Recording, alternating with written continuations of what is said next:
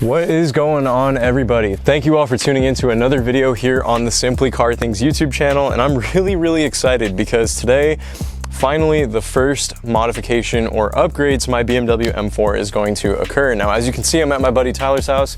Of course, you guys have seen him on like dozens of videos at this point on the channel, but my full Dinan exhaust system, which was actually on my last car, for those of you that don't know, is going to be going on this car today. So it's going to include the Dinan muffler. It's a Valvetronic piece. It actually works directly with the OEM Valvetronic motor system for the muffler on the OEM exhaust, and the Dinan X pipe is going to go on there as well. So I'm really excited. It sounded really good on my last car for an S55 exhaust system, so I'm looking forward to getting this on as well. And yeah, we'll get you guys some sound clips after we show you how to get this thing on this car. So as you can see right in front on the camera over here, we have the Dinan exhaust system itself. This includes the mid-pipe unit, which is the X-pipe that is designed in-house through Dinan, along with, let me just zoom in the camera a little bit, you can see that Valvetronic muffler system right there.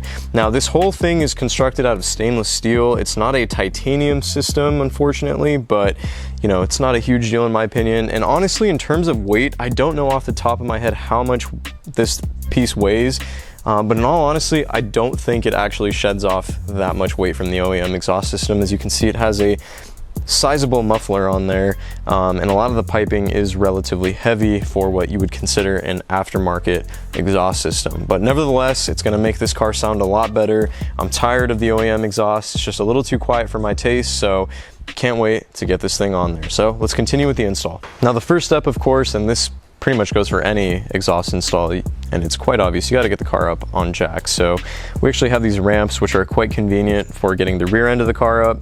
We're using 2 jacks on the front end, and then of course for safety you want to have 2 properly equipped and rated jack stands, just in case anything was to go wrong. Those jack stands are very important for your safety. So let's go ahead and begin into the rest of removing the OEM exhaust, which is pretty much what you're going to need to do, of course, in order to get that Dinan setup on there. Alright everybody, so in order to get on with this install, the OEM exhaust is pretty much just going to need to be dropped entirely. And the reason for that is because we're going to have to be doing some cutting to the OEM exhaust in order to get that Dinan to fit.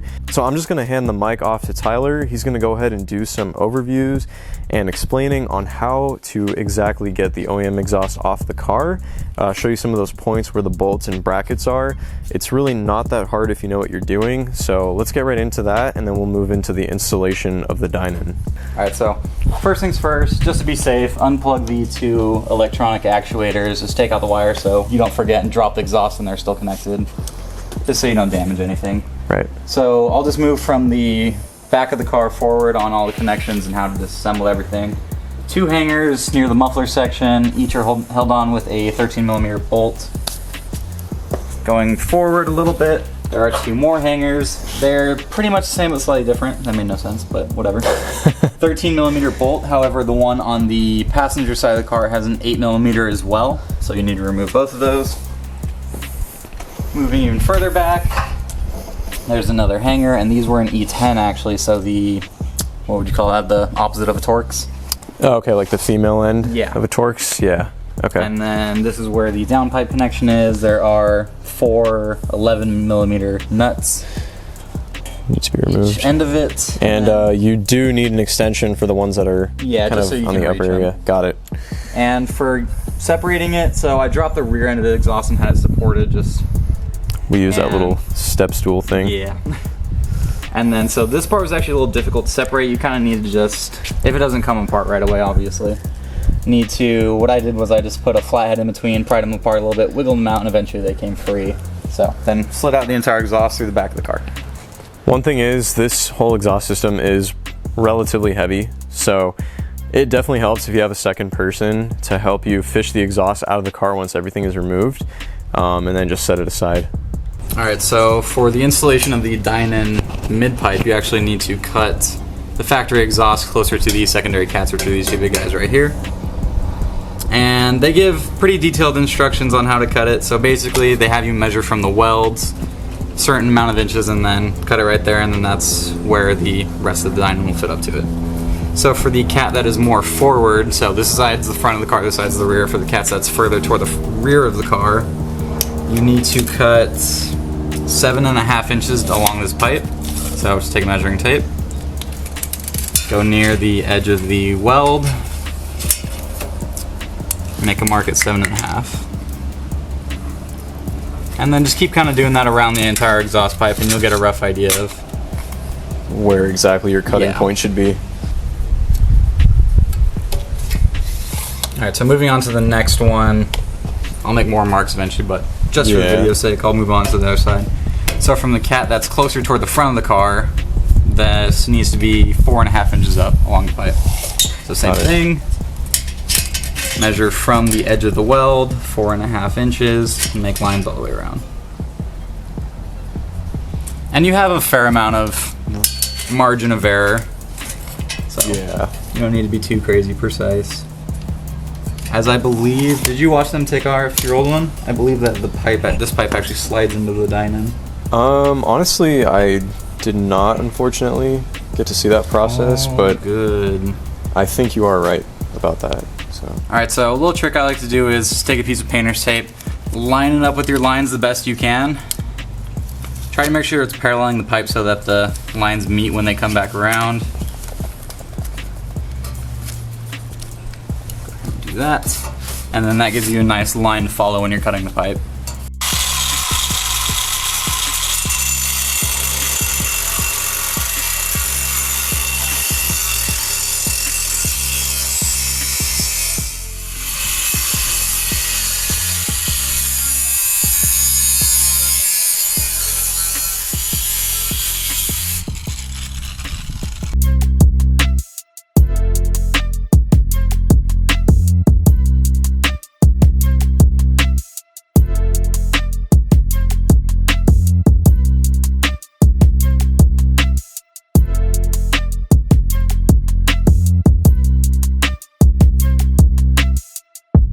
And she's all cut. Of course, I didn't get the part where the exhaust literally fell off on video, but it is now cut.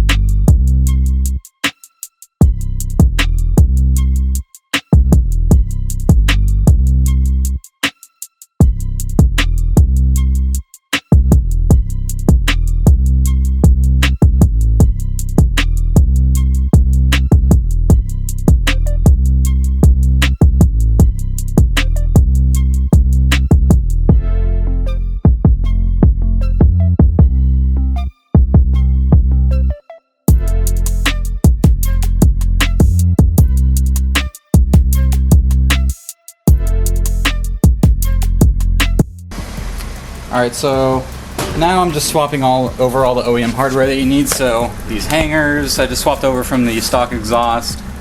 Omar's Dinan already came with the forward hanger, so I didn't need to swap any of those. And now I just need to swap over the exhaust valves. Pretty straightforward, just 3 bolts on each side, and then make sure you get this little wire that connects the actual valve. Tyler is currently just swapping over the valved exhaust motor onto the Dinan. You do need to reuse the OEM one, of course, that the car comes with. And it's basically just those 3 screws, or those bolts as mentioned previously, and then there's a washer and a nut that you slide over from the bottom side. So now that Tyler went ahead and swapped over the hardware onto the Dinan muffler to control the valves, obviously there's one valve on the left side, one on the right side as well. Basically, you got to put the exhaust back together at that point. So a lot of this is relatively straightforward. A lot of the OEM bolts and nuts are used. to reinstall the system itself. Tyler is currently under the car, and we're gonna try to document that process as well, but relatively speaking, if you're able to take the OEM's exhaust system off, it's pretty much gonna be the same process. Alrighty everyone, the Dinan is now on. Man, it is so nice to finally not have a stock exhaust on the car.